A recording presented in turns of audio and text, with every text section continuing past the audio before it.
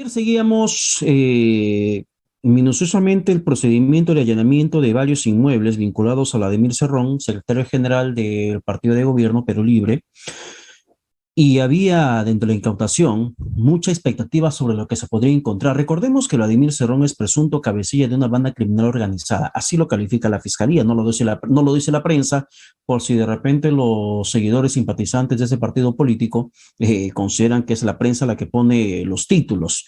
Para la fiscalía, Vladimir Cerrón es un presunto cabecilla de una supuesta organización criminal. Lo cierto también es que el día de ayer, por ejemplo, mientras se estaba desarrollando este allanamiento, lo que mencionó la fiscalía posteriormente lo siguiente, que se tuvo que recurrir al allanamiento porque las personas del partido político de Perú Libre se mostraron renuentes a entregar información que se les requirió formalmente. Exactamente, para llegar a un nivel de allanamiento quiere decir que no quisieron entregar ni siquiera libros contables. Además, dice, de documentos se han conseguido computadoras, discos duros, USB, CD y otro tipo de soporte de información relevante para el caso.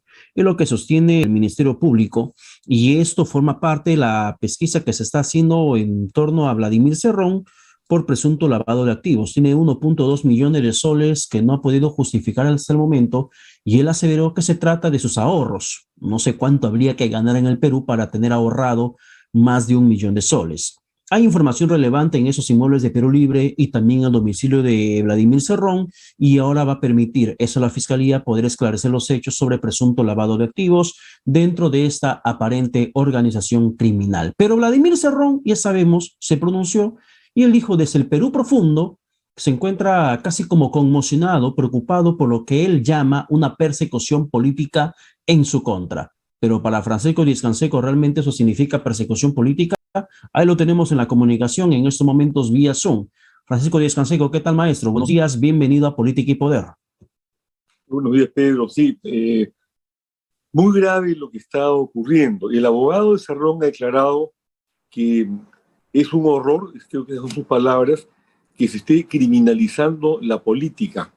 Yo estoy de acuerdo con él, porque quienes están criminalizando la política no son los fiscales que están investigando a la banda criminal Perú Libre, también denominada los dinámicos del centro, sino los que han criminalizado la política son precisamente personajes corruptos como Cerrón, que tiene ya una condena que está tratando de evadir, y lo que ha ocurrido en los últimos 30 años, que tenemos una sucesión de presidentes de la República, todos vinculados, todos acusados a casos de corrupción. Entonces, la política ha sido criminalizada por esos políticos que han depreciado a la política en el Perú, que han generado que mucha gente piense que ser político es simultáneamente ser corrupto y que, por supuesto, han provocado la debacle de un sistema democrático que ha caído en manos de un gobierno comunista que preside Pedro Castillo como consecuencia de que la democracia ha tenido lo que yo denomino una disfuncionalidad social. No ha caminado en salud, no ha caminado en educación, no ha caminado en seguridad, no ha caminado en justicia. Eso es real. Entonces el tema es, la salida es ingresar a un sistema comunista o generar lo que nosotros planteamos, una gran revolución pacífica al interior de la democracia para poner las cosas en orden y que haya, por ejemplo, realmente una economía social de mercado. Pero curiosamente también desde Perú Libre hablan de la revolución social que justamente, supuestamente pretenden implementar en el país. Pero antes de entrar a esos temas, de lo que significa también la vinculación del presidente con este partido político, yo le quiero poner en el contexto lo que están respondiendo. Personas vinculadas, la bancada de Perú Libre despotrica de la decisión de la Fiscalía, que es un apresuramiento. Desde la defensa legal del partido político también despotrican del allanamiento porque consideran que la institución como persona jurídica no tiene responsabilidad criminal que una persona natural podría cometer. El abogado Raúl Noblecilla, también de Vladimir Cerrón, menciona que es una persecución y que, oh sorpresa, se da luego del voto de confianza. Sin embargo, son las respuestas típicas que también se escucharon en su momento desde el Congreso, cuando la intervención, allanamiento, era Keiko Fujimori. La bancada de Fuerza Popular dijo casi lo mismo que dijo la bancada de Perú Libre. Exacto, La así es. defensa legal de Fuerza Popular dijo casi lo mismo que dijo la defensa legal de Perú Libre. La abogada de Keiko Fujimori dijo casi lo mismo que dijo el abogado de Vladimir Cerrón. Como que las respuestas se van repitiendo, solamente cambiando de personaje protagonistas, Francisco. No, y curiosamente, Pedro, muy, muy acertado lo que usted acaba de señalar, pero además el abogado de Cerrón ha declarado que esta criminalización también comprendió, pues, dice él, cómo se habrá sentido Ollanta, ese angelito, con la persecución que ha sufrido y su angelical esposa, doña Nadine Heredia, y cómo se habrá sentido Keiko Fujimori. O sea, ahora se solidariza con los otros Ahora personajes todos son que víctimas. también son, ¿no es cierto?, o, en fin, están vinculados a actos de corrupción, evidentemente, ¿no? Entonces, ese es el problema, que se ha criminalizado la política en Perú, no porque la criminalice el Poder Judicial o los fiscales, sino porque lo han hecho los propios políticos. Eso es lo que está ocurriendo. Uh Ahora, -huh. el caso de Cerrón es un caso que ya viene de atrás, porque él ya tiene una sentencia. O sea, no puede salir a decir ahora que está limpio de polvo y paja y que lo están persiguiendo cuando ya tiene una sentencia penal por el famoso caso de Loroya, que son Uh -huh. 800.000 soles o 1 millón de soles que parece que se virló ahí. Y por otro lado, yo creo que sí es indispensable que el presidente Pedro Castillo haga un deslinde que no lo ha hecho hasta ahora, ni desde el punto de vista ideológico con Cerrón, ni desde el punto de vista moral con Cerrón y los dinámicos del centro. Habida cuenta que, según se sabe, a él inicialmente lo invitaron como candidato presidencial y luego se afilió a ese partido.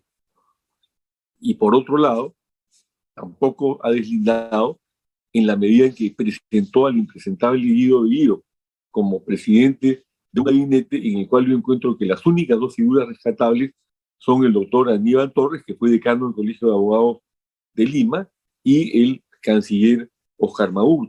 Y luego tienes al costado pues algunos personajes hasta cantinflejos, como el ministro de Energía y Minas, que lo escuché el otro día en una entrevista, no estaba ni desataba, ¿no? Exactamente.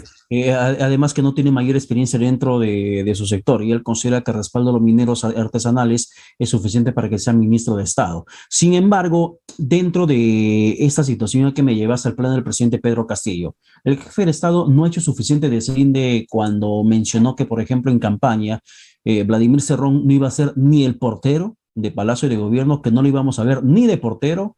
¿No ha deslindado ya el jefe de Estado cuando menciona que las decisiones en Palacio las toma él y no las toma Vladimir Cerrón? Cuando salió Cerrón con su tuit a decir que él es el que ha sugerido la permanencia de Julio Velarde al frente del BCR.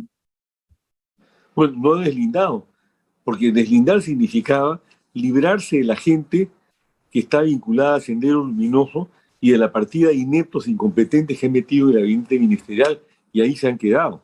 No ha deslindado porque en ningún momento ha salido a decir yo no tengo nada que ver con Cerrón y con los impresentables dinámicos del centro, que son los que han financiado su campaña y que finalmente lo colocaron en la presidencia de la República. No ha deslindado en la medida en que se filtra mucha información respecto a la tremenda influencia que Cerrón sigue teniendo en Palacio de Gobierno. No ha deslindado. El deslindar es salir de frente y decir, yo no tengo nada que ver con este sujeto, no estoy de acuerdo con sus ideas comunistas, ni con el programa comunista de Perú Libre, y por lo tanto deslindo, pero no lo ha hecho. Y eso es muy grave porque estamos no solamente frente, hasta el momento, a un gobierno comunista, sino estrechamente vinculado a una banda organizada de criminales llamada Ya. Perú Libre. Entonces, ¿podría tomarse como un intento desesperado del presidente de zafar cuerpo de Vladimir Cerrón cuando el día de ayer, después de recibir la segunda dosis de su vacuna, agradece a Estados Unidos, el país imperialista contra el que hay que luchar según el ideario de Vladimir Cerrón y según además la tesis de Guillermo Bermejo, investigado por terrorismo? Agradecer a Estados Unidos no es una situación de ofensa pública para el ideario de Perú Libre. Bueno, hay algo que yo siempre recuerdo, ¿no? Los marxistas, leninistas, mariateístas, que es lo que se declara en el ideario de Perú Libre, creen en la tesis dialéctica de que se puede dar un paso atrás para luego dar dos adelante. Bellido, y este es un tema que me gustaría, si me permite un minuto, explicarlo con detenimiento. Bellido concurre al Congreso para presentar su programa de gobierno. Bellido no es premier, Bellido no es primer ministro, Bellido es presidente del Consejo de Ministros. ¿Cuál es la diferencia?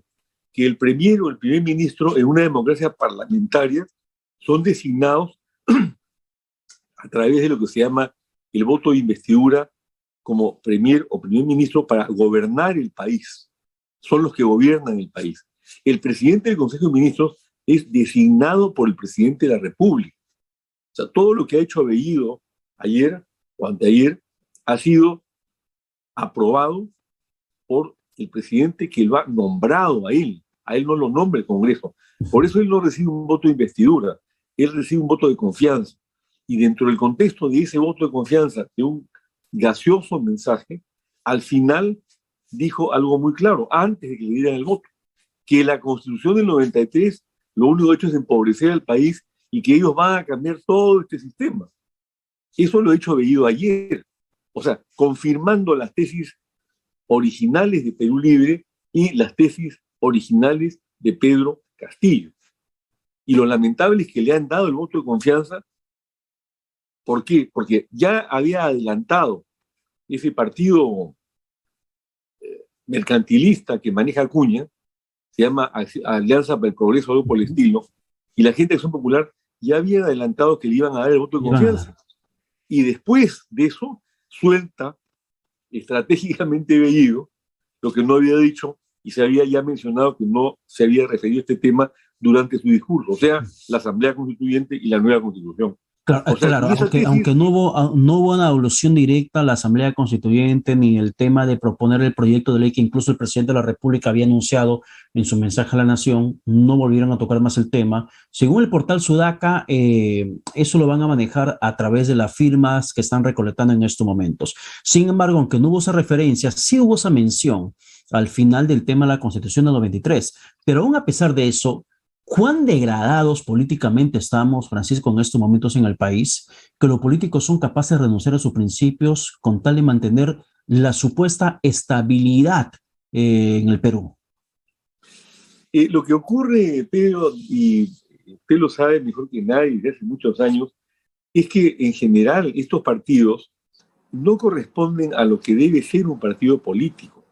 Un partido político es la conjunción de ideales, de programas para el país presentados por un grupo de personas que tienen pensamiento similar. Pero esto no. ¿Qué cosa es Acuña? Para Acuña, su partido es un mecanismo de poder destinado, porque ya lo estamos viendo, además, destinado al servicio de sus intereses económicos. Ya hay un proyecto de ley circulando en el Congreso para prácticamente tumbarse la SUNEDU, que ha sido propiciado por todos los políticos universitarios, o sea, propietarios universitarios que están metidos en este momento ahí. Entonces, eso es una de las cosas que le ha hecho tremendo daño al Perú. Hay una serie de cosas con las que no podemos dejar de concordar que lo que ha planteado, por ejemplo, Pedro Castillo. Pero mi discrepancia absoluta es que la salida de una derecha mercantilista que ha hundido al Perú en este caos y de la corrupción existente no es trasladarnos de la democracia al sistema comunista, que en buena cuenta es un capitalismo de Estado en donde el poder se acumula en pocas manos. Las hijas de Chávez están entre las mujeres más ricas del mundo en este momento sin haber movido un dedo en su vida, ¿no es cierto? Bueno, eso es lo que ocurre en los países comunistas. El Perú no va a ir a eso, no puede ir a eso, no permitiremos que vaya a eso. Pero sin por embargo, otro lado, para terminar, termina tu idea, por favor. Sí, pero sin embargo, y por otro lado, salvar la democracia no significa salvar esa democracia. Es preservar un sistema de libertades fundamentales, preservar un sistema en donde haya una economía social de mercado, pero convertir la economía mercantilista en economía social de mercado y lograr que el Estado cumpla el papel que tiene que desarrollar y, por supuesto, terminar con la corrupción y generar un pago de la deuda social que hay en materia de salud, de educación, de seguridad y de justicia en el Perú. Esa Ya, es la democracia en la que esa aspiramos última todos. parte me permite entrar al tema que precisamente quería plantearte. Pago de Sí, deuda social, inversión pública, el tema de los grandes cambios sociales que se necesitan en el país, infraestructura con la declaratoria de emergencia del sector de educación, etc., etc., la carretera central, la carretera de la costa, la carretera Grau, que anunció en su discurso el presidente Pedro Castillo, necesitamos de plata. Y hablando de plata, empresas importantes, empresas mineras, en las últimas semanas han pagado sus deuda tributaria con SUNAT. Ha entrado plata, plata fresca, plata caliente al gobierno. ¿Esto es efecto Castillo? ¿Es real lo que dijo Guillermo Bermejo, que este gobierno es tan exitoso que en solamente un par de semanas ha logrado hacer que empresas que se negaban a pagar sus impuestos ahora se hayan puesto al día, como también ha destacado Vladimir Cerrón? eso es falso. El proceso que ha habido con estas empresas mineras, fundamentalmente, es que había un trámite judicial de una cobranza iniciada por la SUNAT por una interpretación de las leyes tributarias que hacía SUNAT y que hacían estas empresas. Ese juicio culminó, terminó y tenían que pagar. Había una coincidencia de fechas, pero no es que han pagado por Castillo, por Bermejo y compañía, porque entonces quiere decir que han pagado solamente porque los han amenazado. Y luego lo que han hecho es que se presentó, tengo entendido, una coyuntura favorable, porque la SUNAT les podía fraccionar la deuda ya judicialmente establecida, que no había sido judicialmente establecida todavía, sino hasta los días en que ellos tuvieron que pagar, les dio un crédito al 9% anual y ellos consiguieron bonos al 5.5% en Estados Unidos. Y eso fue lo que llevó al pago que se ha efectuado. Entonces no es que el gran éxito de Castillo que le pague, no, es una coincidencia, el Poder Judicial resolvió y tenían que pagar. Y ahora, Pero además, pero lo que dijo el ministro Franque, ¿cómo podría aplicarse realmente para el cobro de deudas tributarias? Porque el ministro Franque en su momento también aseveró que la principal lucha va a ser contra la evasión tributaria, que grandes conglomerados, que transnacionales que se encuentran afincadas en nuestro país, terminan finalmente sacándole la vuelta al tesoro público y no pagan sus impuestos. Lo que el ministro Franque había estimado que por lo menos hay aproximadamente 12.000 millones de soles que perdemos anualmente en el tema de evasión tributaria. Suficiente dinero para hacer grandes cambios en el país, pero ¿cómo se puede realmente aplicar eso? Te lo pregunto eso, Francisco, porque tú pretendiste ser presidente de la República y de hecho que conoces mucho más que yo, mucho más que el peruano promedio, esta problemática. ¿Cómo podría ser viable lo que pregona, lo que ha propuesto el ministro Franque? es muy simple. Si existe esa deuda tributaria, lo que tiene es que ponerse en fase coactiva y proceder a pagar las cuentas. Y estas empresas van a tener que pagar. El tema es en qué situación se encuentran cada una de estas deudas y cuáles son las razones por las cuales no les cobran. Si efectivamente, como dice Franque, aquí hay un acto de corrupción, o sea, están aguantando la cobranza de manera de evadir el pago de impuestos, hay que caerles con todo. Pero más que eso, hay otro tema central que aquí está absolutamente solayado, la corrupción. Se repite, y tú lo sabes perfectamente bien, por calles y plazas, que al año se pierden 25.000 millones de soles, no se pierden, se roban los Sí, corruptos se roban. 25.000 millones de soles de los fondos fiscales. Si el presupuesto de la República es del orden de 180.000 millones, 25.000 millones viene a ser casi el 15% del presupuesto de la República. Entonces, ¿qué es lo que tenemos que hacer? Además de cobrarles a esas empresas hasta el último cobre, lo otro que hay que hacer es enviar a cero la corrupción. Y sobre eso no hay propuesta del gobierno. Sobre eso no han hecho ni nada, ni Sagasti, ni mucho menos Vizcarra y todos los anteriores. Y este gobierno no tiene una propuesta.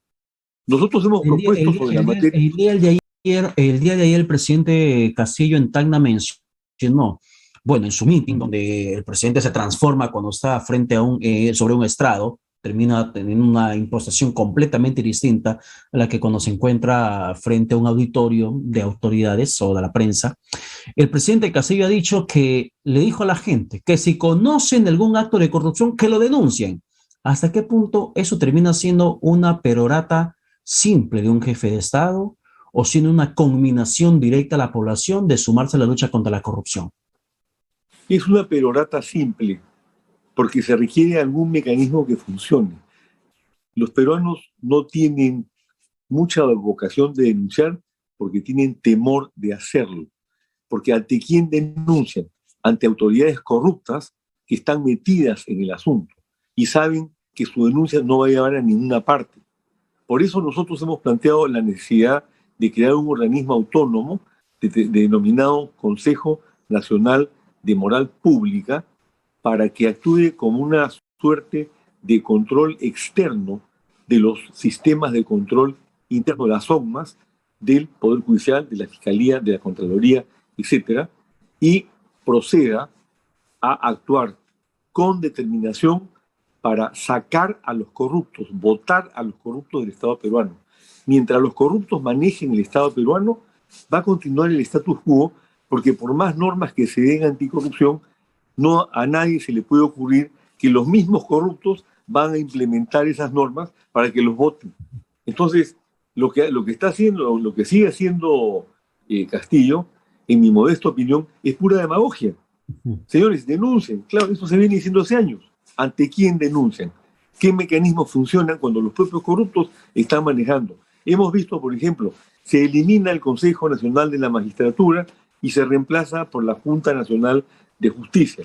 La Junta Nacional de Justicia, ¿qué ha hecho en materia de lucha contra la corrupción?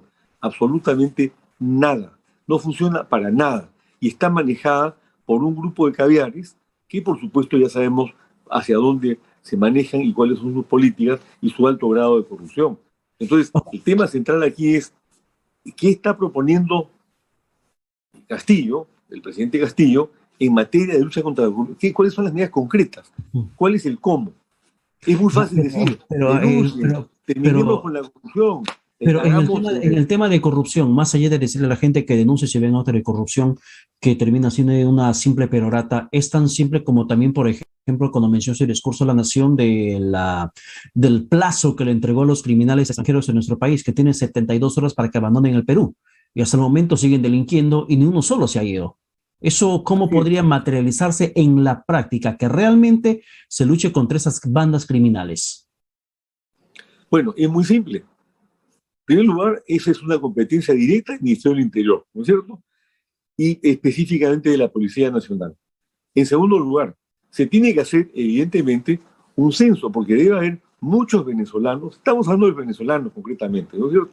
Bueno, ya hay bandas de serbios, yugoslavos que han venido, que están metidos en el narcotráfico. Hay un censo de cuántos han ingresado al Perú, porque la verdad es que muchos de ellos lo han hecho de manera ilegal y no están registrados. Entonces tiene que identificarse, en primer lugar, esa población. Sobre esa base, ¿no es cierto?, determinar quiénes tienen los antecedentes penales respectivos y afuera. Estoy totalmente de acuerdo con hacerlo. Pero 30 días después de este anuncio no hay nada, porque, repito, el problema es muy fácil ofrecer. El tema no es ofrecer. Es muy fácil decir, voy a hacerlo de aquí, lo de allá. Y es como, por ejemplo, proponer la inversión de la vía central, esta carretera del centro que es indispensable, que es una inversión del orden al cambio de hoy de más o menos 2.500 millones de dólares. ¿De dónde va a salir la plata? ¿Cómo lo van a financiar? Ese es parte del tema. Entonces, tú dices, sí, ok, las mineras nos deben, o las empresas transnacionales, 12.000 millones de soles, pero 12.000 millones de soles, ¿cómo se van a distribuir? Obviamente, la construcción de esa carretera en 10.000 o 11.000 millones de soles puede demorar seguramente 3 o 4 años. Entonces, no hay necesidad de invertir 12.000 millones, 11.000 millones de inmediato. Todo es un cálculo de orden financiero que le corresponde hacerlo al ministro de Economía o al Ministerio de Economía y Finanzas dentro del contexto de un presupuesto muy golpeado por la pandemia y muy golpeado también por otros mecanismos de apoyo económico que se dieron en los meses anteriores y que lamentablemente no han surtido los efectos respectivos, entre otras razones, porque, por ejemplo, en Reactiva 1, como todos lo sabemos, se ha distribuido pues dinero a una serie de empresas o de entidades que no tenían por qué recibirlo. Entonces, hay tareas muy delicadas y muy importantes que realizar. Bien. Y yo creo que esa sintonía fina no puede tenerla el presidente Castillo porque no tiene experiencia de gobierno y el gabinete en general, repito, salvo Aníbal Torres, salvo Oscar Maurtua, está poblado de gente impresentable. Bien, Francisco Díaz-Canseco, te agradezco tu participación en esta mañana, que tengas buen domingo, siempre es bastante grato poder conversar contigo y sobre todo escuchar tus opiniones. Gracias por la Te lo entrevista. muy agradecido también. Bien, muchísimas gracias, que tenga buen domingo. Hemos llegado a la parte final del programa, gracias por la sintonía, nos reencontramos Dios mediante el próximo domingo, como siempre a las 9 de la mañana.